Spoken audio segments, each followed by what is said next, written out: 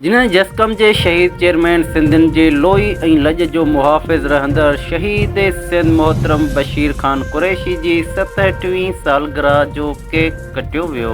जंहिं मौक़े ते जसकम ज़िले लियारी कराची जी तरफ़ां नज़ाम आरी जो शकील राजपर, नसीर सूमरो, सुहेल राजपर, नौमान राजपर, हफ़ीज़ सूमरो, जिनसा रंझाणी ऐं दीनर राजपर शिरकत कई। जिन जी अॻुवाणी में शहीद बशीर ख़ान कुरैशी जी तस्वीर अॻियां गुल निशावर कंदे सालगिरह जो केक कटे सिंधु देश जे क़ौमी तराने सां भेटा पेश कई वई। उन मौक़े ते समाजी अॻुवान कामरेड अली मोहम्मद बुरहानी, बरकत बरमाणी, हाजी गुलशेर पंवर, सिंधियुनि नेशनल कांग्रेस अॻुवान दिलावर मलाल, अनवर जसकाणी ऐं ॿियनि कारकुननि पिणु शिरकत कई।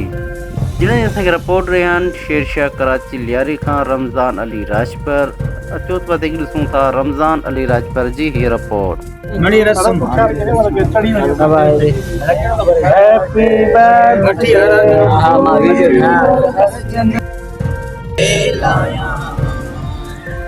सारा सड बड़ा तुझा, सारा सड बड़ा तुझा, वाही में वरनाया अल्लाह, वाही में वरनाया मामो मिट्टी माथे लाया, मिट्टी माथे लाया।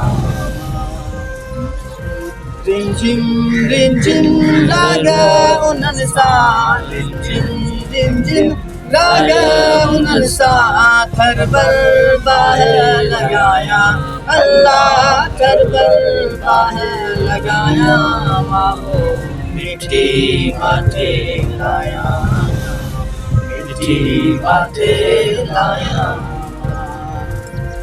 गीत बि मूं वटि तुंहिंजा माता, गीत बि मूं वटि तुंहिंजा माता, बेत बि भाया मावो अल्लाह, बेत बि भाया मावो मिट्टी माथे लाया मां, मिट्टी माथे लाया। काल सनमा मक्का उठी जा, काल सनमा मक्का उठी जा, नगर नगर बहलाया मावो मिट्टी माथे लाया मां, मिट्टी माथे लाया। सुर सुर जड़ सावण में सिंधु, सुर सुर जड़ सावण में सिंधु, लहर लहर लहकाया मावो मिट्टी माथे लाया मां, मिट्टी माथे लाया। दुथ बि पंहिंजो ॾेर बि पंहिंजो, दुथ बि पंहिंजो ॾेर बि पंहिंजो, मारू शाल मिलाया अल्लाह, मारू शाल मिलाया मावो मिट्टी माथे लाया मां, मिट्टी माथे लाया मां।